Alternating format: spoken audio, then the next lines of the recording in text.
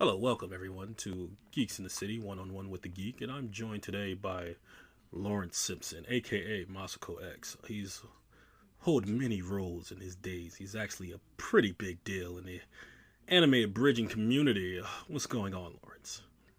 Well, that's good of you to say that, because if it was me saying it, then that would just be arrogant. Right. No, Now good to be here, man.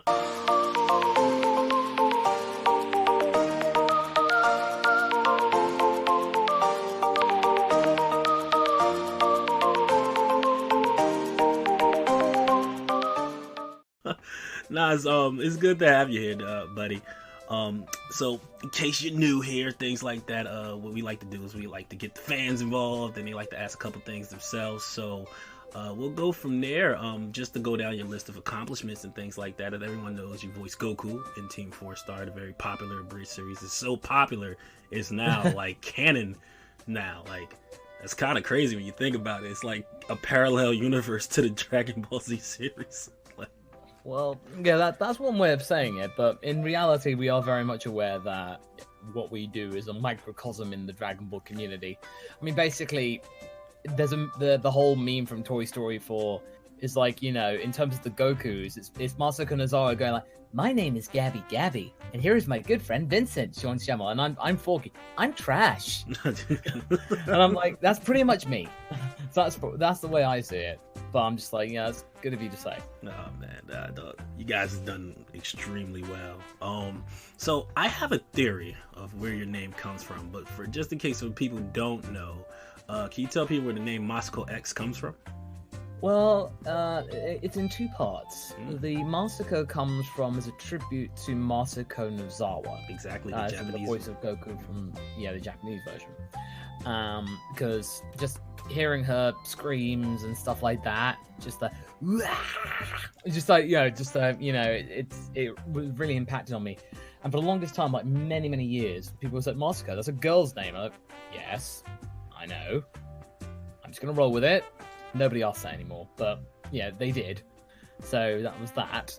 The X came because back in the days of AOL Instant Messenger, I wanted to have Masako as my handle, but that was already taken. So I thought, well, let's just put an X. Is that on there? It wasn't taken, so I just took Masako X. That's actually a really good origin story. A lot of people tend to forget that Goku's voice actor in Japanese is a female. And people tend to forget about AOL Instant Messenger being a thing. Yeah, that's crazy, right? Like these millennials, I tell you, they don't understand what we went through. They don't know about Ask.com. They don't know about Jeeves. They don't get ICQ. it. Oh boy, these guys. But now, I know you've been doing a bridging for how long now? This is 13 years. Man, 13 years. That's a long time. And what was the first series you ever worked on? That would have been Naruto Abridged back in 2006, working with Vegeta 3986. Exactly. And my biggest triumph when we got it, pretty much we put the first episode out a few days after my 20th birthday. So basically, yeah, my teens were formulating for everything to happen, and as soon as I turned 20, that's when we started doing it. And to get the triumph of actually getting little Karibo to do a cameo. Oh yeah, that's and right. This was back in the day that barely anyone got to talk to him. So I was like, I thought sending it via YouTube Instant Message, or messages or something like that, which is so impossible these days. He just said, "Okay." And I'm like, "What? But there?" And now we got to the point where little Karibo came from that first email exchange to now him being an usher at our wedding. Oh man, you never know how these connections work. That's one of the crazy. No. That's one of the greatest You things never about know. talking to people and networking. You know what I mean? Literally, it's something that's like, "Hey, do you mind?" It's like, "Sure." Then that one conversation can lead into so many different futures and possibilities and things like that. It's really awesome to hear about that. Now, the cool thing is that I really loved Naruto Abridged when I was younger. I remember, but I didn't get into it until like I think like episode 16. Like I was like, Oh wow, okay. yeah, because I was doing my own, like I wasn't on the internet like that. So literally a buddy of mine was like, "Yo man, these are hilarious," and like he showed me one episode, and I was like, okay, I have to go back from the very beginning and listen and hear it up. And then like the one thing that stood out to me, I was like, sounds like Hinata, but like something's wrong here. I don't know what it is. And then like you guys were going through it and everything, and I was like, you voice Hinata. That's very smart, because your voice, it can play like it was passable. Like it was very possible. Like it was very passable to be like, oh, you know what, this could be another female voicing her, but it was really possible and things like that. So how long did you work on Naruto Abridged before you went on to another project? Well, basically, it's right here coming up with like a female voice and stuff. It's just keeping the vote and stuff, and just being timid and stuff. Yeah. Yeah, no, that's the thing. That's no filter. Yeah. And I basically voiced all the female characters in there, except for I voiced Ino, I voiced Anko, I also voiced Lady Tsunade. Right. Which was basically my logic for that voice was like, well, she used chakra to make herself look young, but did it work on her voice? Right. And like, so I thank you, kind man. But yeah, sorry, what was your question? I'll never forget that. Like, I think I was going through like a fan mail, and then like literally it was like, sorry, Naruto, I'm going out with Masako X, and I'm like, yeah, like that's one of those that to quote itself from Kai 3.5. This will age well. Yeah, definitely. As in like, oh, definitely. This was like, well. Dang it, if Vegeta is gonna make herself certain that he likes Tamari, damn it, I'm just gonna put my like Hinata at the time. That was my waifu at the time. But my tastes have changed. But I wish I'm glad that Hinata's story has gone well. Right. I'm happy. She got the ultimate epilogue, like the ultimate epilogue in the end. She got a good life. Yeah, you know what? Everybody, when you think about it, everybody kind of got what they kind of wanted in the end. Like Sakura finally got with Sasuke. I didn't know how. I was so against that relationship for the love. I was like, come on, how many times? No, and then basically he goes to one question, Sakura. Do you hate the log? Absolutely. You had me at hate. And then just Sasuke just going, Go away. It's just like pretty much. Go away. I think with Sasuke, as long as you hate the log, you're okay with me. I forgot how iconic the log was in the story. The log was like his own. It was like the Akatsuki before the Akatsuki, like in a sense. I forgot how powerful that was. It was the log, and it was the chicken. Like it was the chicken. Naruto had Clucky the chicken. Oh man. Nostalgia. So, how long have you known Vegeta 8936?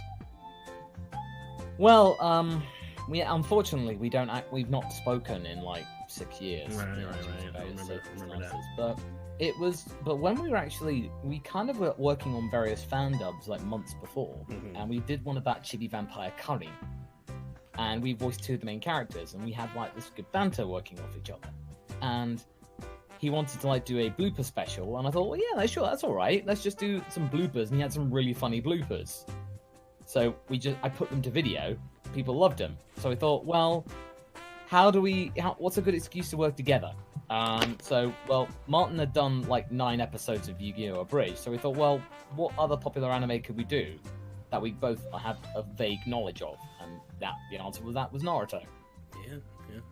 So, in that time span of working together, because you guys did a lot of episodes, and then I remember the announcement was made that basically you would not be working on Naruto Abridged no more, and that you guys were still cool, and that it was a decision that you guys came to. So can you walk us through a little what happened there, or what made you decide to go and start pursuing your other paths? Because I can't wait till we get to Camphor Bridge. That's where I have the episodes to this day on the PSP of mine. I gotta find a charger too, but. Well, I think realistically, it was just a case of I wanted to. It was just creative differences, really. We just were kind of at a time where he'd gone to Japan to do a year of teaching English, so our actual being able to communicate with each other was already limited. Right. And also I wanted to write more for Naruto Abridged, because I actually wrote the majority of episode 28, the one when Sasuke leaves the village. Right. And I loved doing that. And it was really cool. And then we thought, well, okay, so for a couple of episodes, so I think for episode 29 and 30, we both wrote scripts, and then we kind of mashed them together. So we thought, well, okay, this is a good way of cooperating, but unfortunately it just didn't work. And I was just like, well, I felt quite buoyed and motivated, which is what led to Kempfer. Well, you know, Kempfer, I was doing that at the time, so I felt quite confident. Right. But unfortunately, it was just due to various factors that, you know, we just kind of drifted apart. And there were a lot of personal things in there that I don't wish to, you know, involve right now. And I know there's, it's ancient history, but it's still, you know, it's still between two people and it's private. Right. So. I completely But understand. you know, it was just various things. It just kind of just broke down. Right. Unfortunately, but I've heard he's doing well lately. He's currently in LA, and you know, I'm happy for him. Good. That's, you know, I mean, at the end of the day, that's what really matters, and it's good that, you know, I mean, you guys still wish the best for each other, and you know, I mean, that you both still are, you know, striving towards your passions and everything like that. And that brings me to another question of mine, is because in a sense, you indirectly influenced my decision to do voice acting. Surprise. Yeah, you know what I mean? Because like the way how I looked at it, like when I was a kid, I've always had an interest in the anime and gaming community, and then to see you do voice acting, it made me go ask the questions, well, I can do that too. And then to like see like the different episodes and things like that, and see like the different projects and the different ranges that you portrayed. Like one of the coolest things that I always enjoyed was watching each character you guys would play at anything, because you know what I mean, it really put an explanation point on range, and these are 30 different characters, or these are 20 different characters, and you're bringing a different personality to each one of them, and the only weapon you have is your mind and your voice, in a sense. And I used to love doing that, and I used to love listening to those things, like voice Kakashi, I also voiced this guy. Like it was always so interesting to do it. So that indirectly influenced me to, like, you know, get into voice acting. I mean, if you ask my lady, she'll be like, you've always said you wanted to do it, but between me and you, it was you. So, you know, in regards to that, what got you into you know, wanting to do voice acting? Because now I'm guessing that you do this full time now. You know, voice acting is your life. So well, in terms of voice acting, it's actually a very small component of what I do. It's because I do my YouTube channel, creative. So that's pretty much what I do. But I do have some various voice acting gigs. I'm currently got a couple auditions on the go. So it's a lot of various things that do require you to speak and to have a good narration and diction. So, you know, they do require you to actually be able to kind of talk, because I use a teleprompter for my videos. So it helps you good with cold reading. Oh, really? So it helps you read. So I use a teleprompter for my videos. So I write this, you know, I write the scripts, and, you know, Haverock, my research pal, helps write scripts as well. Yeah, we come up with something, and I put it up on the teleprompter, and I just can read it through. I don't have to worry about memorizing it. I can just literally go back and read through it and just like give a really good, compelling story. That's why people respond well to the what ifs, is because they're told thematically. Right, and I think it is good that you bring up the what ifs, because, you know what I mean, one of our millions of people who love you, his name is Dynamic Apopsis? Yes, Apopsis. One of his questions were, what inspires you to keep coming up with so many unique scenarios for your Dragon Ball What If series? Well, the main inspiration that got me into doing What Ifs in the first place was a YouTuber who's still doing stuff called Quaman. Yeah, I heard of Quaman before, yeah. Yeah, Quaman, he's very good at what he does, and his ones are very well thought through. And I did a couple just out of curiosity. But then I just hit upon doing like the long multi-part stories. They become a bit of a meme. Most people go, "Oh, how many parts is Masako gonna make this one?" But I'm like, I can't help it. I don't want to wrap it up in just one part. So a lot of my things, I think the most ones had is like 13 at the moment.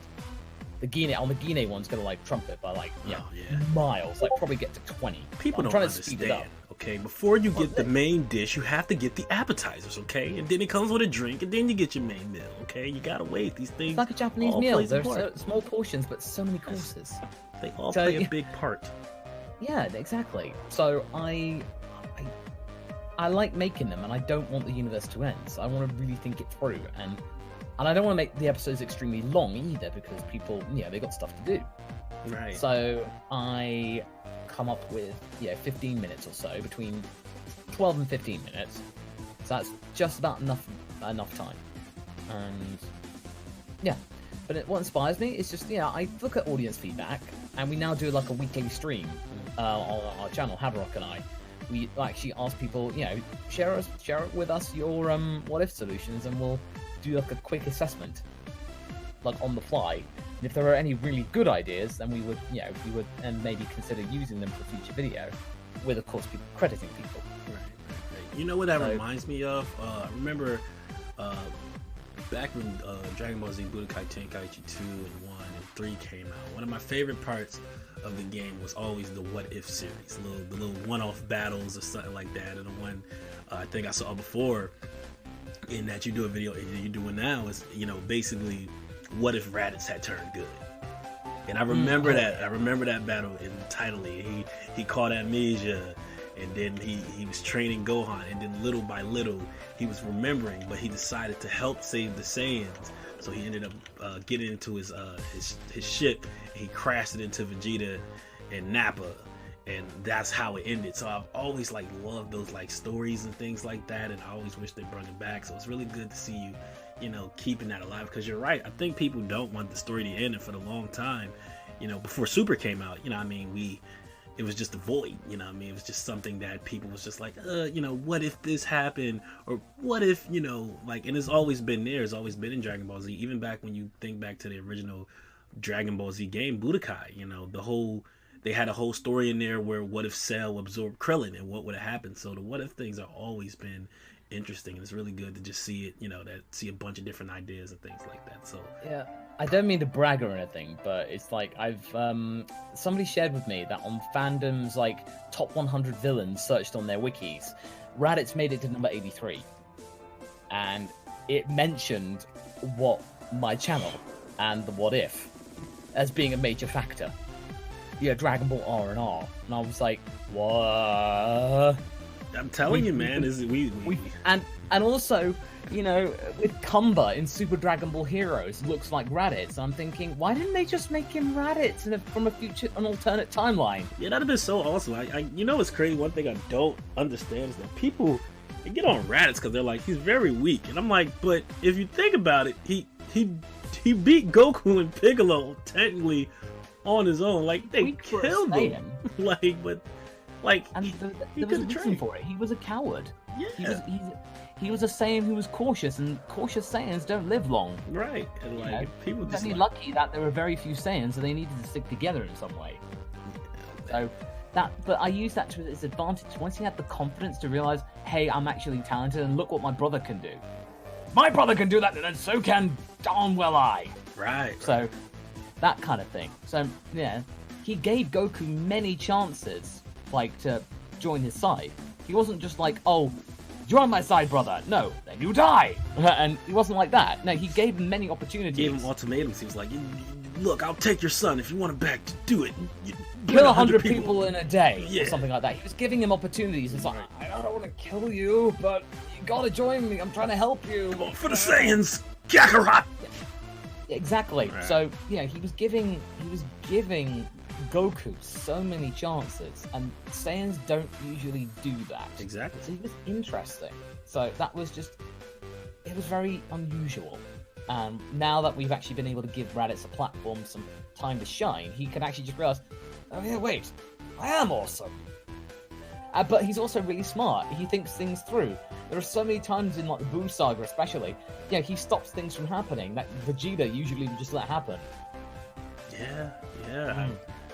I've always been so interested with Raditz as a character, and I wish in so many games where they gave people a what if form, just give Raditz Super Saiyan, let's just see what he's capable of, because he's really, because you gotta understand, he's the brother of Goku, and I feel like a lot of people they forget that. Like, he's also the son of Bardock. Right. So Bardock had 2 kids. Okay. And you know he's what I mean? technically the legendary Super Saiyan. Right. So, I just wish people would, he's weak. We don't care about Raditz. I'm like, come on, guys. But I really enjoyed Raditz. It was really good listening and reading, Your What If Saga. I really, personally, I liked it a lot. And, those are the things I've always looked forward to when I'm looking at things. I want to jump back over to Camphor. Sorry, we're jumping back so much. No, don't worry about it, dude. But I want to jump back over to Camphor because that's what did it for me, man. That got me on the Masako train. Well, I was already on the Masako train, but that got me on the Masako X train. That sounds a lot better. Yeah, I'm gonna go with that one. But what can you run us through? How you came up with the storyboard. First of all, how much of a fan are you of Camphor? Because prior to watching the Abridged, that was the first time I ever seen in that series, and I was like, what is going on here? Well, it's no secret that it's in my top 10 anime ever. It's incredibly stupid. It's so dumb. It's the Pacific Rim of. No, okay, that's a bit much. Yeah. But it's so stupid. It's so bad and trashy, but I love it. I lost a girlfriend because of that show one time. I was younger. What happened was we was watching stuff and she was like, "Yo, he's watching this anime," and this is back when anime wasn't cool yet. This is back when it was in me. So obviously the girl I was dating, she wasn't a big fan of it. But I was trying, but she was afraid that. She had talked to somebody one time who's seen Bible Black, and she was like, I cannot stand that type of content. I was like, no, it's different, it's cool. And then literally she saw it came on and it's low-key Yuri. Yeah, and then what happened was it was just the guys on the front, and then she steps out and then he turns into a girl. She's like, you said, and I was like, let me explain. It's not what you think. And she was just like, I can't talk to people like that. I was like, but now I gotta finish the series. She would have not liked Ranma. That's one. No. Don't show her Ranma. Oh man, I can't show her nothing now because I have the new woman in my life. Not the new, the permanent. Everything worked out. Yeah. Everything worked out now, didn't it? Yeah, it all worked out for the end. But it's crazy to me though because things like that, you making Camphor Abridged. You directly, you introduced a lot of people to that show who probably never seen it before, and that in turn got them to look up the original series, you know what I mean? So, things like that, you have to, you got to give yourself a pat on the back, you know what I mean? Literally, we have this thing on my podcast we call a level up, and I have a soundboard in front of me, but because I don't have that today, I'm gonna say drop a level up. But you're not gonna hear nothing. But there's a level up there for you. I'll tag you when that episode come out. In terms of the way Camphor came about, it was just maybe one of the nights of our first convention that we'd actually been in person, the Team 4-Star guys. Mm-hmm. I'd seen Camphor on, fan sub places, That was the only way you could get anime back in 2009. Yeah, there was no Crunchyroll yet. There was no But no, Crunchyroll was barely a thing. Right. But I was talking with Taka, and I was talking about, I watched this anime called Camphor, and he literally just went like, "You watch Camphor too?" And he's like, "Wait, what?" As in somebody else knew about it. Yeah, they're brothers in arms, man. I was like, well, yeah, I think I should maybe abridge it because I wanted to try writing because I did a one shot of Maharomatic Abridged. Yeah, and which Tonka helped me out on. Schooner. And I remember that was pretty fun, and it made me realize the seinen anime. I love writing smut, smutty stuff like that. As in, there's double entendres. Right. There's on the ecchi anime, not super ecchi, but I would say to the level of How Not to Summon a Demon Lord. Yeah, because that's got one of those moments that's perfect. It was in your face. If you want something etchy, it wasn't always. Yeah, it wasn't always, but it was when it got there. 2, oh yeah, episode 2 comes around and you're suddenly whoa. Oh, right. And so whoa, where did that come from? Yeah, and then eventually it goes away again. So yeah. It's just it's not in your face like Monster Musume all the time. Oh yeah, Camphor though. But no, How Not to Summon a Demon Lord, that was just hello. Okay, that's how you do fan service. It's like occasionally and done well. I remember watching Yeah. it. And then like, But go ahead. But in any case, with Kempfer, Taka was like, you should do it, man. I don't know. He's like, yeah, do it. He basically used the same tactic that got Kaiser to make DBCA. Just say, do it. Just do it. What's to be afraid of? But so then I got in contact with some of my friends, and Taka was going to lend some voices and help out with some of the writing. Yeah, kind of go over it and like add his little like flurry of like bits to it. And I found an actor called Noaking, and they voiced Sakura Kaede, right, the main antagonist of the show, and they were perfect. They were only 16 at the time, and I got to meet them at MagFest in 2010, where I premiered the first episode of Kemper during a panel. That was fun, and I remember having a good time with that. And somehow, I think I got to meet John St. John at that, and he did a cameo in episode 3. Yeah, I remember hearing it. Dateline, Girls Campus. Yeah, I remember hearing I was like, what? You actually? Oh wow, okay. That was a big deal for me in 2010. But in any case, Kempfer was its own thing, as in it sucks, but it's mine. It's just something I feel an affinity with. It's like, it has a plot at the beginning, then it forgets about the plot between episodes 4 and 8. There's no plot, like between the middle bit. Then episode 9, the beach episode, is suddenly, oh yeah, there's a plot. Let's get back to it. Yeah, that's right. It was. And then it goes like, oh okay, and go from the last 3 episodes, boom, okay, done. Then episode 12 is a Christmas special. I'm not done that yet, and I don't think I ever will, because I don't know how to write that one. But either way, it was a fun time. I think it would be awesome if you would come back after like the anniversary of like. It's almost the 10th anniversary. And just drop it, and people just like, you still remember that? And I think it'd be awesome. I want to upload it all. I've got it uploaded to my website, but the thing that's keeping me from doing it is that some of the jokes haven't aged well. Yeah. Like, what do I do with it? Do I just upload it as intended, just like say this was of its time, or do I just do some cuts? Probably might do some cuts. Do a little just looking at it and stuff like that. Yeah. Just like I haven't got the project files anymore because they were on a Mac, and I don't have that Mac anymore. So unfortunately, I'm just gonna have to like do some butchering, like make it work somehow. So either way, I loved just working on Kempfer because it was just so much fun, and it has like an underground following, and I appreciate it. So whenever I enjoyed Kempfer, I was like, oh, thank you, that's so cool. Yeah. And now I found out they've done a dub of it. Yeah, they just announced it. And my friend Howard is voicing Natsuru, and I need to hear that dub. And I'm like, oh my god. And I'm like, if there's any references to Kempfer Abridged, I'm just gonna die. Oh my god. Stop. I'm presuming nothing at this point, but I'm like, I'm glad this has a dub. Sentai, because Sentai bought the license for it when they became a thing. They only had a sub-only DVD, which I have, but now they have the dub. So it's like, oh, okay, you're getting around to it, but that's pretty cool. So I'm glad you got around to it like a decade after it came out. But oh well, okay, I don't mind that at all. But I'm just glad that people will actually get to know it.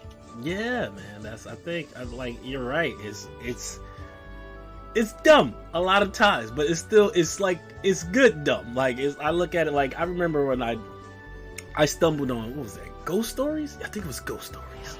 Oh, exactly. I stumbled upon it by accident. And I was that is just special. I'm like, this is brilliant. Like, it's just so perfect. Like, when you look at how much it, like, cause I seen, it was crazy as I seen the sub before I saw the dub, right?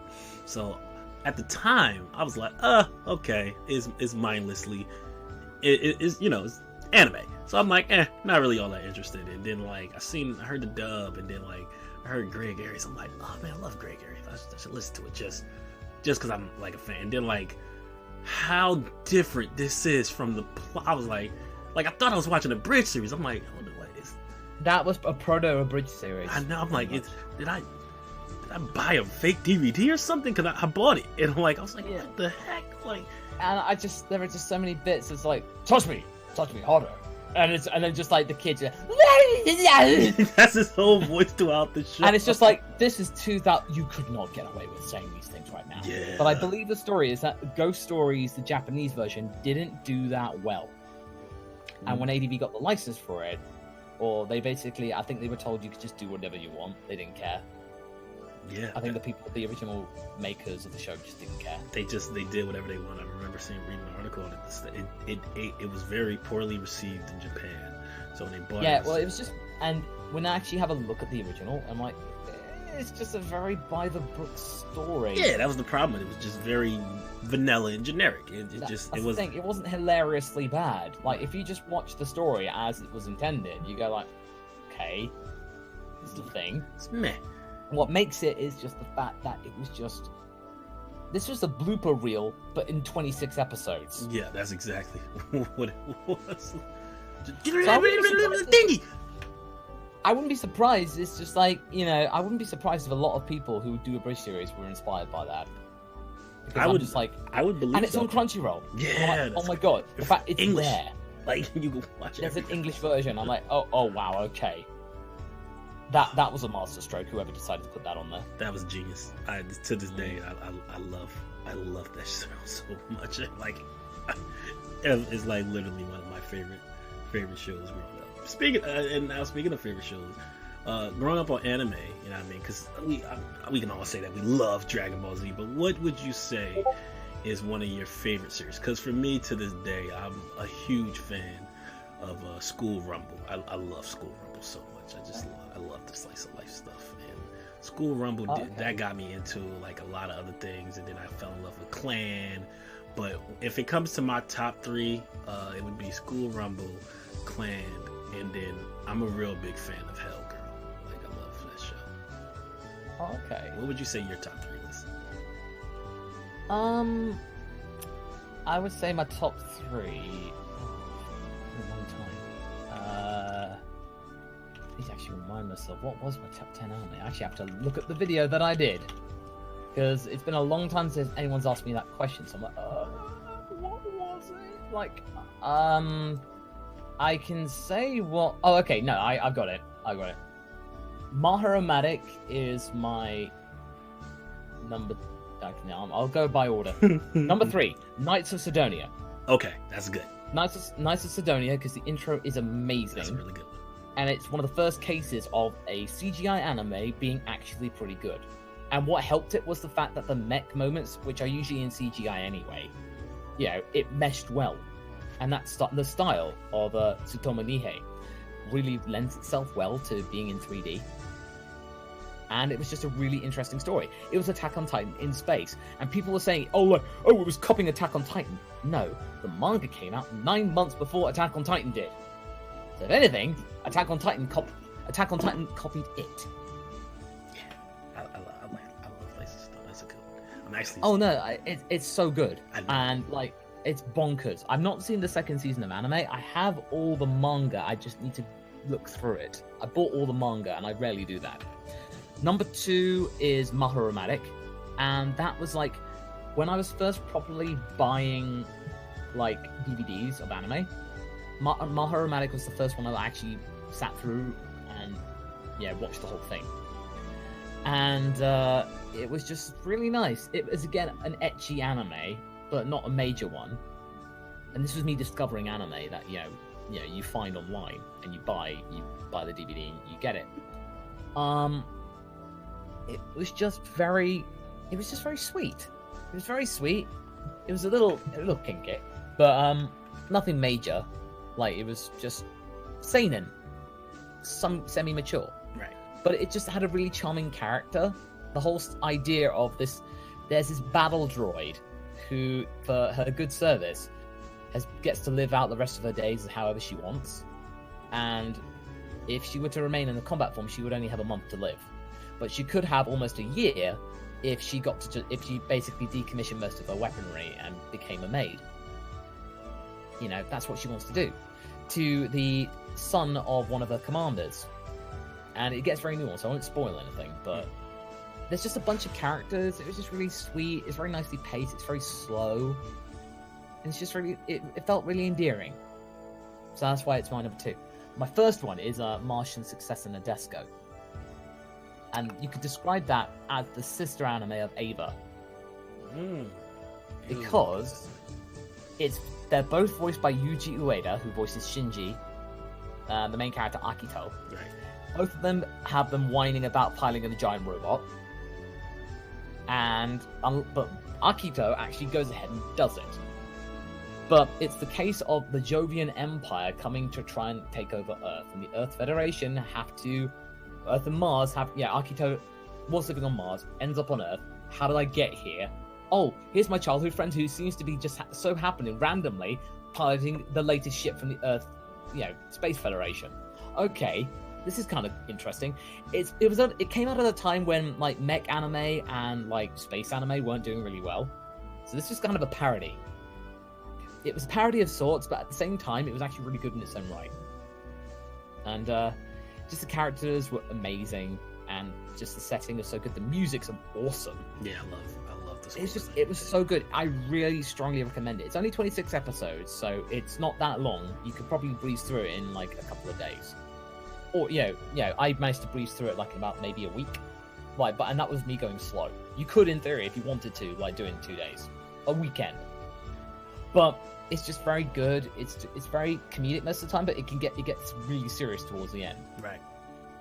Yeah, and unfortunately, it actually had 2 games as well in Japanese, but unfortunately, it had a movie to kind of round up some plots, and there was meant to be a sequel to the movie, it was going to be a trilogy. But unfortunately, the first movie was received so mediocrely, it just killed the franchise entirely. There's no sequel to the series. It's done. I'm like, oh man. So it was a shame, really. It's just the movie just lost the spark of what it was, like the second season of Kempfer did. Deliver. That was terrible. That was awful. That was just gratuitous hentai almost. It was just not the same because it lacked the spirit, like Bokusatsu Tenshi Dokuro-chan. Like that one, first season, brilliant. Second season, awful. Yeah, I don't understand what happened. I don't know what happened there, but the first season of Dokuro-chan was amazing. Great. It was so good. Yeah. So Nadesco is definitely my favorite anime ever. That's a good one. And it was really cool that I love asking people what's their favorite, because I love to hear different answers from mine, because for the longest time, I was like, what's your favorite anime? Oh man, Dragon Ball Z. I'm like, cool, but what else? And it'd be like, oh man, the Dragon Ball. I'm like, cool. God, but what else? Well, I really like the movies. I'm like, those are not even animes. They're okay. So I love talking to people and getting different perceptions and different ideas and stuff like that, because everyone ingests content different, and it's really good to see, one of the things you announced was that you love the score and the music and things like that, and that's always been big on me. I love the soundtrack, and that's what... Oh yeah, Nadesco is the proper representation of keyboard synth 90s, bam! Yeah. You hear the stuff in Sega Rally and Daytona, yeah, USA. That kind of music is all over the place in the middle of the 90s in Japan, and I love it. Oh man, you can't tell me. And there's just this key in the intro, and the titles of the episodes in Nadesco are stupidly make no sense, and I love it. The main intro is called "You Get to Burning."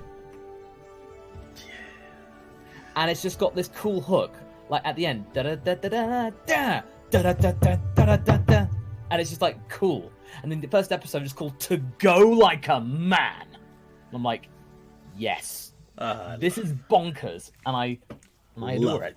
I love it. Yes, that's one of the great. No, definitely, you should really give it a watch.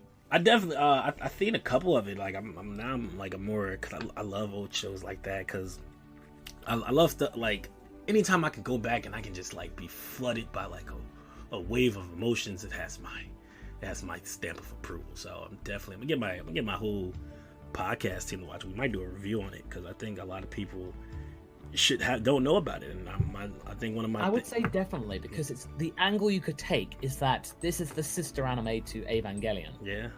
Like, if you're a bit like iffy about the status of Evangelion right now, then I would recommend this as an alternative. Like, there are some story points which are quite similar, but they're not like too similar to be copying. Exactly. So it's just something, if you like Ava, you probably might like this. I was a big fan of Evangelion. I think that's one of the a buddy of mine at the time. He was super big, and he showed me one episode. I was like, so this is Hand Kun, and I'm like, okay, I'm gonna have to watch this from the beginning because I'm probably not understanding what's going on here. And I got into Evangelion because I thought it was about mechs, and oh, how wrong was I? Like, that had nothing to do with mechs, but it was overall like the story process. Like, it's the scope of like the entire story of Evangelion is ginormous. So you have to really take time to ingest and understand each part. So the sister, I can get behind that definitely, and I love stuff that, you know, I mean, a lot of people don't really know about.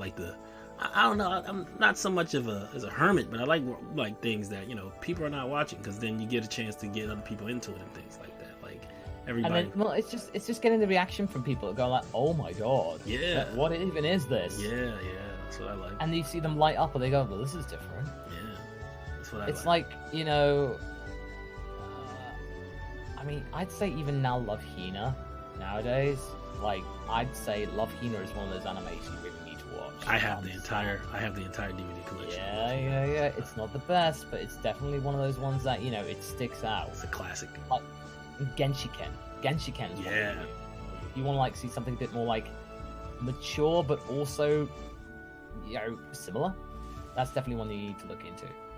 Definitely. No, there's just like there's loads of ones. Depends where you want to go. Depends what kind of angle you want to take.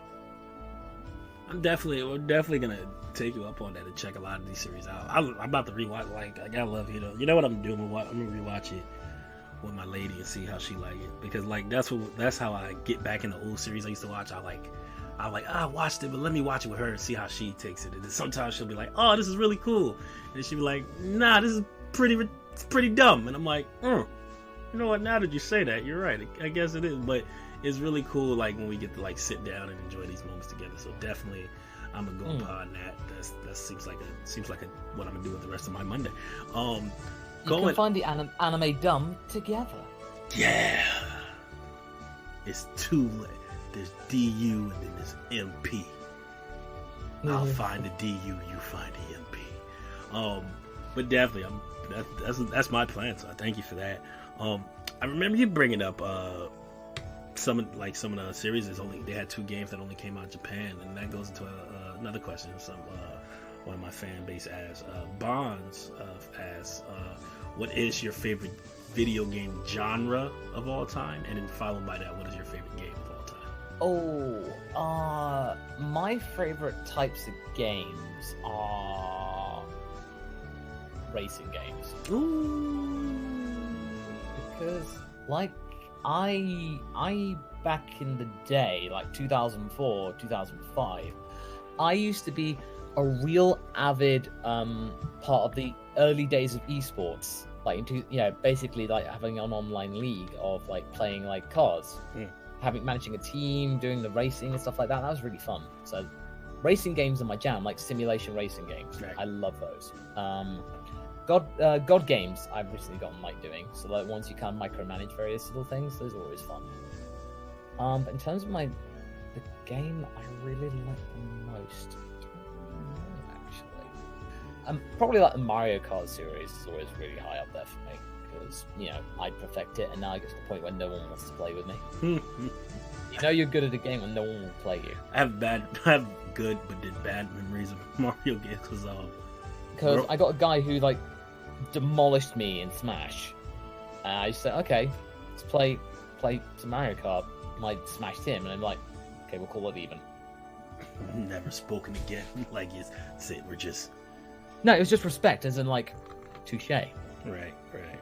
I remember that my brother because he had a Nintendo 64. So I used to play his, and like he used to have Mario Party, and I used to love Mario Party. And then like I loved Mario Party until we started playing together, because then I was like I would get better, and then like he would just start unplugging my controller in mid play, and then you know back then games don't understand, so they'll just keep on playing. He'll be like, well, looks like you lost, and I was like, you're lucky you're bigger than me, because if I'm gonna tell mom, and like, I remember thinking that. Oh yeah.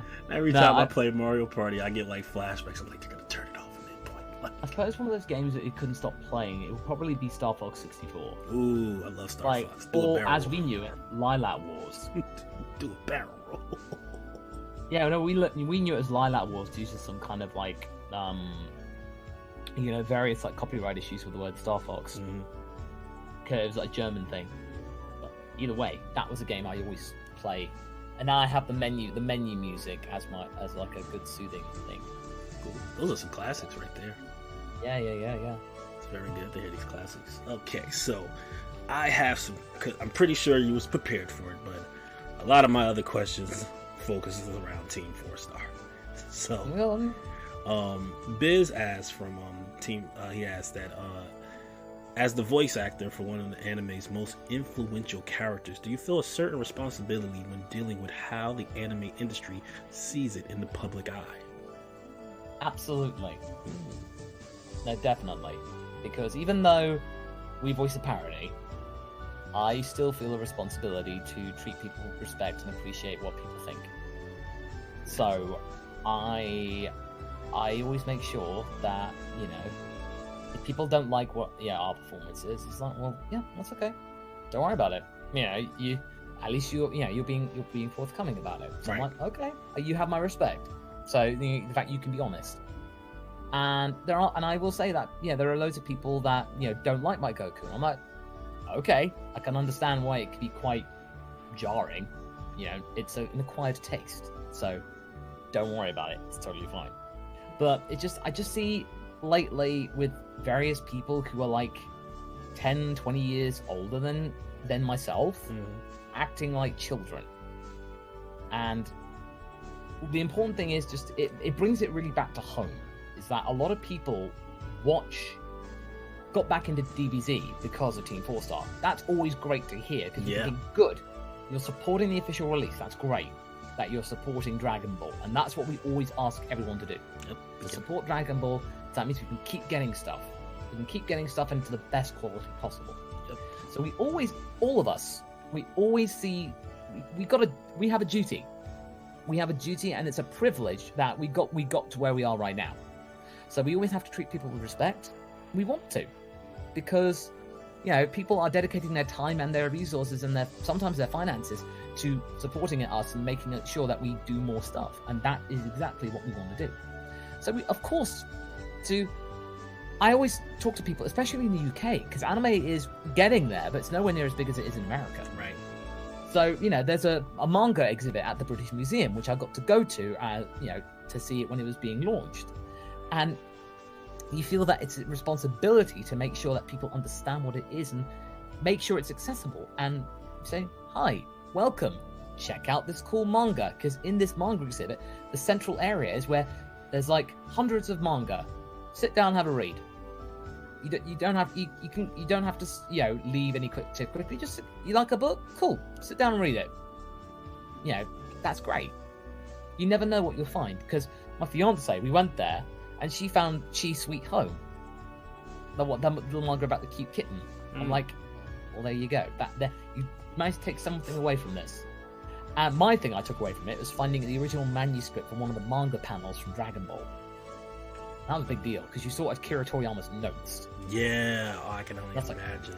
You think, wow, okay. This is so it's just this guy created Dragon Ball, like everything, And I talked to the curator about it, and I said, well, what was this decision? Which panels did he decide to? What was the decision behind them? And she said, well, yeah, he kind of didn't make the decision. He kind of got his editor to do that for him.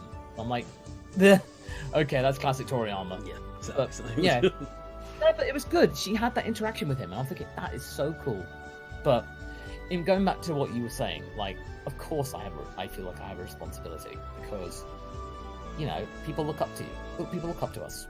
You know, what really hits it home is when you see the kids with their parents. They say, oh my child, yeah, he came all this way just to see you. And together, you know, Philly, my fiance and I, when we go to cons, we work together as a team. So I'm there chatting with the kid, and Philly's chatting with the mum, and she's saying, oh, this is all so fascinating. He's been so exciting. It's so good to put a name to a face. You feel like it's really cool. And one of those moments I really remember is a father and a daughter. The daughter was 12, and the two of them watched my videos together, and that's how they bonded. Their daddy-daughter time. Oh. I know, that was really sweet. Oh. And I was thinking, too many that's I know, and it just makes you go, oh god, wow, okay. Then you definitely feel like you got to live up to that. Yeah. And that's why I tell people all the time: if you want to get into a creator, you got to do it for the fans. Do it for them, because have fun with it, but remember that, you know, you owe a lot to them, because people can easily, you know, not watch it. But if people are watching it, they're giving you your time, so make the most of it. That's a very great answer. Very great answer. And it's very, like, you know, things like that, like, you know, the father and the daughter bonding, you know, watching something that you created, you're like, man, I directly had an impact on their lives, because, you know, the time that they spend together, they are watching my content, and more than that, they're finding out new things about each other, and they got to see you together. Those are moments that, you know, stand until the end of time. Like, that's a really cool story to hear. Let me see. We have my Owlwolf has asked multiple questions, so I will try to break them down as simply as I can. Owlwolf asks, how many characters on Dragon Ball Z Abridged do you voice, and how many takes do you need to take to get a good Goku scream, in parentheses, like when the android's in his heart? Well, I voiced technically 3. I voiced Goku, I voiced Gohan, Kid Gohan, as well as Dr. Burdenheim. So it's like oh my god, we've got to get him out of there! His heart rocket has sky-rated! Pretty much. I've got a couple of characters that I'm doing, coming up later, which I'm looking forward to. Ooh, what? So, snippets. No spoilers yet. Snippets. But there's one like, ooh, okay, this is gonna be fun. It's coming. Yeah. But so in terms of screams, Goku screams are relatively easy. But with the Gohan scream for going Super Saiyan 2, that was difficult. In fact, in my original recording session, I couldn't do it. I just got flustered after like 9 takes and my voice was done. And I just couldn't do it. So I needed to get some pickup lines, so we got the Foley. I needed to record some Foley back home. And I did some Foley of just Gohan getting crushed and stuff like that by Cell. And incidentally, it was one of those takes that got used. So I did get it out there, I was just putting too much pressure on myself. But then the Goku first Super Saiyan one, I did 25 takes on that because I wanted to be absolutely sure I got it right. There's a lot of pressure for that. I remember when it happened because it was so funny. Now I immediately think of like the Akai Abridged when it's like, you ruffled my jammies. Take Piccolo and leave. Okay. Wait a minute, Scotty, what's going on? I am a super sandwich! Oh, man. But, no, seriously, when we debuted and premiered episode 60, part 1, the Gohan Scream, we were on a panel with about 1,000 people. And we were like, I was bricking it. I've never been so scared on a panel before. So I was like, oh my god, are they going to enjoy the scream? Because the scream is really important. I hope I didn't mess it up. Oh my god, oh jeez. But the moment that it happened and the scream went out, round of applause. I'm like, oh thank god. Yeah, we loved it, man. No, but that was the biggest relief I'd ever had.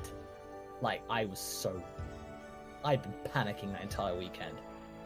But luckily everyone liked it. So, okay, that's good. All right, Trust me. Good. I can enjoy the panel. Trust me when I say I understand the pressure of other people's upset. Because I do comedy. I do stand-up comedy for a living. So like recently we just had I just did an hour special, and it was really cool. But like upon me going on stage and then looking out, I'm like, oh boy, like I hope, oh boy, like it's just the like it just is nerve wracking. And then like what it was doing for me is that like it was affecting, to me, I felt like it was affecting my performance. And then like I had to be told by my team, and it was like, nah man, it was great. I'm like, you're not just saying that to make me feel better. It was like, nah man, it was good, trust me, it was bad, he would have told you. I'm like, yeah, but like I understand entirely, like when you put effort into something and then you're waiting for, you know, for everyone else to see or hear what you've done and all the effort. It's like, man, I hope they understand, and I hope they understand that, you know what I mean? Oh, I just hope they like it. And like I get exactly what you're talking about. So oh yeah, of course. No, audiences are like, you know, they can be so vicious, but at the same time they can be really forgiving. It's such a crapshoot. You never know what kind of audience you can get. Yeah, that's very true. It's very true. Going on with his second question, is what's the brainstorming process? When does a joke become overused? Are there any jokes that you guys thought were great but they kind of fell flat? Well, I can't really say too much about it because I'm not part of the writing process. But at the same time, what I do know is that they do tend to not go for the obvious. Like, there are loads of jokes that they go, or people go, oh, why didn't you do that joke? And I say, well, because you know, it's obvious. Right. It's obvious that we, it's too obvious. We want to do something a little different. And most of the time with characters, they either flanderize it, as in over-exaggerate what's already there, or do something completely different. Like with Nappa, there was nothing there. So, you know, make him his own thing. Mr. Satan, you flanderize like that, you just exaggerate what's already there. I am the hype. I understand. Kill him! In a year. And that was just a reference to us. I know. And I was so happy when wait, did we skip my Oh! Yeah, like, I got that quickly added in, like when we were at AX. I'm like, oh yeah, okay, that's great. This the stuff. I felt like the whole slapping, it missed the trick with not having, you know, Cell getting it back. Yeah, in a bit. I mean, like, well, you know, I'm one of the consumers, but like, it felt like it was perfect because literally, that was the end result. Because they had all these things they wanted to say in Krillin. You, my girl. I am a super for my father. Like so. All right, now I'm gonna run a tournament later, breeders. Those moments are very well endeared. Gear Bear asks, what is the main problem you guys run into making an episode? I suppose really the BoJack movie currently is running a lot of troubles. It's just not knowing what to do. As in, like, you're not sure where to go with it. Like, so, you know, you kind of, like, run into kind of confusions and stuff like that. You kind of just think, well, okay, well, what is there to do? So if there's, like, not that initial hook to kind of guide you through, you kind of just go, oh, it gets, like, so interminable. And so it's just not having a hook or an angle from which to go from there. So you just kind of, like, end up, like, just spinning your wheels and you get frustrated and stuff like that. Okay. One of my things that I was always curious about was, you know, a lot of you guys are in like different locations in the world. So like one of my big things, like, man, I wonder how you guys like make sure all like everyone gets voice, and then everyone it has to be the same time and punctuality that everyone takes place in the recording, and to everyone to make sure everyone brings out their best performance. Are there anything that you can state on that, like how you guys would do that, like for example your recording session and stuff like that? I'm pretty sure that, you know, there's a lot of time, and you know, I mean, they want everyone to bring out the best of their performance and things like that, and that's just you know what I mean? There are literally difference of other characters that they, you know, needs to be voiced and things like that. How would you say is that in the overall production? Well, in terms of that, the people that work remotely, that's just done by Discord. That's relatively easy. That was done by Skype back in the day. Kaiser's a very good director, and that's how I direct people for R&R. But for people, there's a lot of people that work in the Dallas office, and they have their own recording booth, or they go over to like local services and record there. So it's slowly becoming more and more legitimate, getting more and more equipment. So yeah, we can record in house now for DBCA and Team Star related projects. Okay. Or if not, if you're working remotely, you just do it via just home recording. So the microphone I'm using right now is what I use to record for DBCA. Oh. So, well, there you go. Talk about, you're telling me you're blessing us in the Geeks community with the same microphone that you use for all your other projects. Nah, it's nothing major. It's just it's just what I use. It's the only microphone I use anyway. So it's like, well, there you go. That's actually very intriguing, because a lot of people had a lot of fans that asked me, like, what can you say to somebody who's on the cusp of doing their own abridge or doing something like voice acting, on the cusp of it, but they need that extra push. And my thing is just like, just do it. You know what I mean? Like, you never know. Like, you know what I mean? That old quote they say is that you miss 100% of the shots you don't take. It's so true. So my thing is like, just do it. You know what I mean? Just do it. What would you say to somebody who's like on the cusp and they're like, I think, but I don't know if I'll be as big as them. Like, what would your response be to that type of attitude? I just say, just give it a go, really, because you never know unless you try. Exactly. And if the fun and the passion is there, then just go for it. If you feel like you can do it, just give it a try. If not, then it's okay. You tried. Yeah, and that's one of the things. I think people they're a little too more. They focus too much on if it doesn't work out, where do I go from there? You know what I mean? Like, then you try something else. Right, and I don't think people understand that the relief of knowing that you tried something versus not trying at all is complete. Oh my God, like, I've tried many of things, you know what I mean, in comedy and my own projects and voice acting, and the relief of knowing that, you know what, I tried it, and even though it didn't go the way I wanted to, at least I did it. I can walk away 100% knowing that I did it, versus that same, thought in my mind, like, what if I had did it, because then that's a constant what if scenario. And you never want to be focused with something that you always look back on and you don't know. Like, what if I never talked to my lady, you know what I mean? But I did, so I know the result of that. So, you know what I mean, I have that comfort knowing I did versus what if. And I think people need to focus on that more. It's like, hey, listen, like, everything will play itself out, in a way, you know what I mean, that as you get older, that will make sense down the line. That's my philosophy of things. You know what I mean? Everything happens for a reason, and you know what I mean, if something doesn't work out now, it's meant to prepare you for something that will work out later. That my biggest advice my father has given me, especially when talking to him. He was like, you know what I mean, whatever doesn't work out now is to prepare you for what finally does, because what you couldn't deal with before, you now have the knowledge and the strength and the willpower to deal with it the next time. And I take that and I use that in my daily life, and that's how I'm able to do so much and look fondly on it. So listen, guys, listen to Masako. Okay, he's telling you that just do it. Okay, stop, don't doubt yourself, do it. And if it doesn't work out, hey, you did it, and try something else.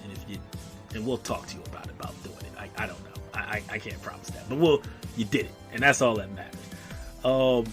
I think I have one last question, and I just got it. Oh, never mind. It's not even all that. Gary Bear asked, "Who is Pablo?" I don't. I think he said it was a joke in the beginning of Team 4-Star, but he asked who is Pablo. I don't really know what. Pablo. Yeah, I don't. Unless they're talking about Pablo Cuevas, who sung the Day of Fate theme. That's the only one I can think of. I don't know. We'll go with that one. We'll just go with that one. Wow, man, I'm actually literally out of questions. I guess you can what's next for Masako X and things like that. Like, do you have any other big projects that you're that you can hint towards us, or let people know what you got coming in the near future, maybe couple months, years from now? Well, just working on my other main projects on the Masako X channel, pretty much. Other than that, really, just carrying on doing what I'm doing. Okay, cool. Well, I think that's it. I mean, yeah, that's everything I have to ask. It was great having you, man. Like you're now part of the Geekz family, man. You are officially, you have been branded as a Geekz with a Z. That's Geekz, Geekz. Get that S out of here. So. Wouldn't be the first time. Oh man, well, good. You've always been a fan of ours. So it's like, it's great to have you. It's always great to talk to different people. So I enjoyed our conversation. Is there anything in closing that you would like people to say, or you want people to know? Not really. I mean, I just keep an eye out on Masako X. Check out Dragon Ball R&R. Basically, longer story of what if Raditz turned good. You can always just find it there. Okay, well guys, I've been Burger, aka the Burger Dude. I've been joined by Masako X, and we want you guys to have an amazing day. And of course, as always, stay geeky.